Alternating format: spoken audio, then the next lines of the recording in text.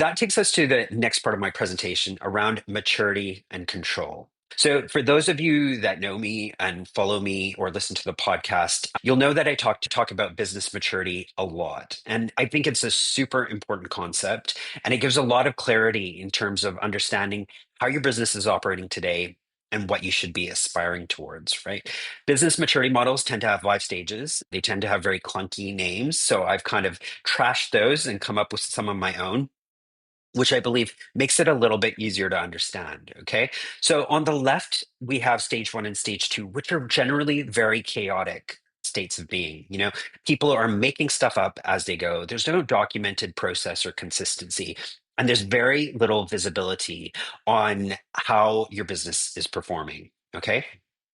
On the other end, stage four and five, you are data driven. So you do have that control and visibility, right?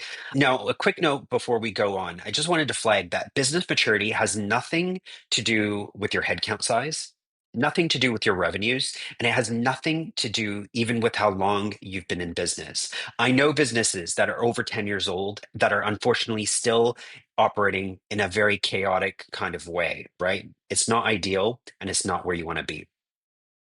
Let's just see how this kind of falls out in terms of percentages of businesses in each of these stages. So you might be surprised to see that 55% of all businesses are stuck in those chaotic 2 stages. Okay. So they're very much making stuff up as they go with very little visibility on their performance.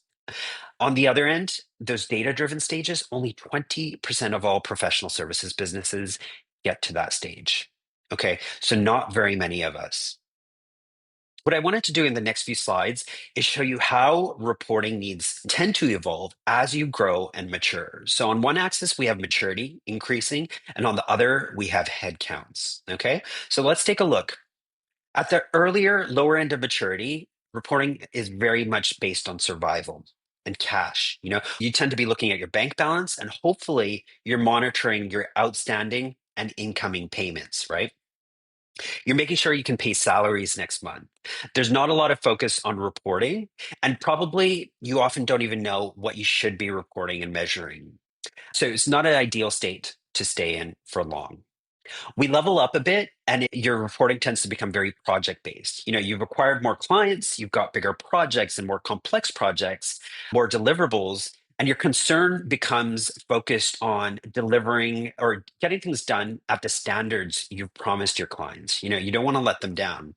So you might be measuring, are we delivering on time? Are we hitting the deadlines? Are we delivering on spec? And the thing is, you might be delivering to spec, you might be hitting your deadlines, but are you delivering to the costs that you had estimated, right? How are you doing against the budgets?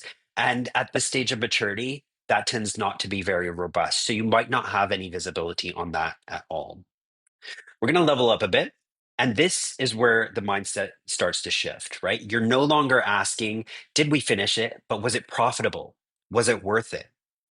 So, why do you become focused on project profitability? I mean, if things were just like super buoyant and the economy was doing great and loads of business flying in and we're just rolling in money, we wouldn't have to worry about this. But the thing is, something tends to happen to trigger the realization that you need to start looking at your profitability.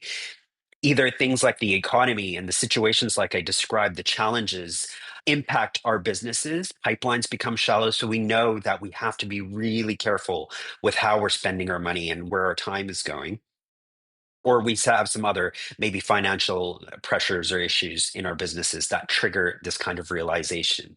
But regardless, at least we're here. We're starting to think about profitability. Okay. So you start doing things like tracking your time consistently.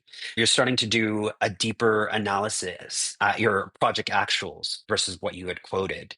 You're starting to look at your past utilization. Where did our team spend their time last week, last month? And was it on the right things?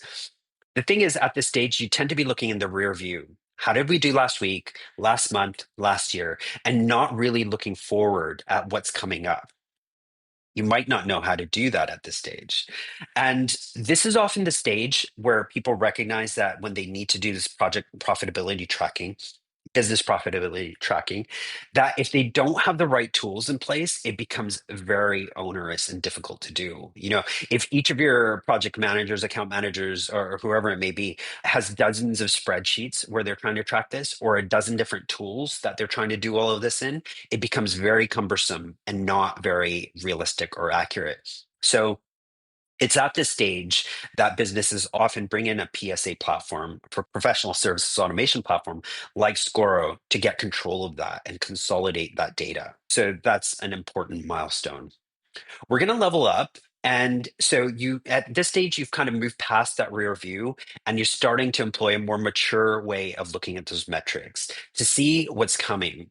So you're doing things like capacity forecasting to see whether you're going to have capacity to take on that new project that you just won, or whether your team's going to be sitting on the bench. And if you have too many people, what are you going to do about that? So you can make some decisions. You start doing things like project health forecasting. So you can steer the ship if things are going off track and start nudging your clients back on track, right? You start doing things like sales and revenue forecasting. So you can see what's coming in the months ahead. This is where agencies and consultancies tend to get the full benefit of the PSA systems as well. Previously you were using it to automate, to improve your workflows and make your team more efficient. At this stage, you're really able to benefit from the data and the insights it's giving you, using it to forecast and look forward, allowing you to be more proactive in your decisions rather than reactive and just looking at what happened in the past. And at the top end of that kind of maturity, we've got a 360 view on our performance. You're doing things like revenue recognition, you're looking at your recovery, you're looking at tracking how much of your billable work actually gets invoiced and paid.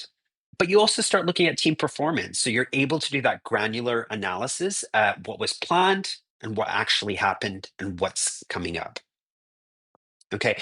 And I've got a separate podcast episode on this with Rich Brett. So if you're interested in a definition on some of this terminology, do go listen to that podcast episode. It's called the Handbook, the Operations Podcast. And the episode was with Rich Brett. Okay. And at this stage, if you've invested in your tech, which you will have, you've got the automated live dashboards and reports that tell you how your business is doing at this moment, and you're not relying on collating dozens of spreadsheets and across a dozen tools, right? You've got that kind of command center. The point of all of this is to show that you go in this maturity journey from kind of very reactive and based on gut feel to being very proactive and data driven. And that is the goal. And again, that is where a platform like Scoro, a professional services automation platform, comes in. It gives you one system for creating your budgets and quoting, through to resourcing, and then tracking your projects. So tracking your time, your expenses, your purchases, your tasks, right through to invoicing and reporting on those projects and reporting on your business. And also plugging into your third-party tools. So your accounting systems like Xero, QuickBooks, or Sage, your HR platforms like Bamboo HR, or other tools and CRM systems if you're at a stage in your business where you are using systems like that too. So, of course, the benefit of this is it gives your team a single system that becomes the single source of truth.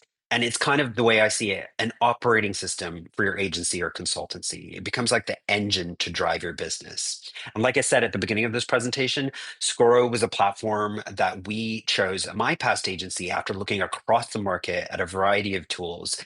And they had what I consider one of the best UIs. It was web based, which was important to me, and they were doing a lot of work and still are on refining the product. Every month there's new features and updates.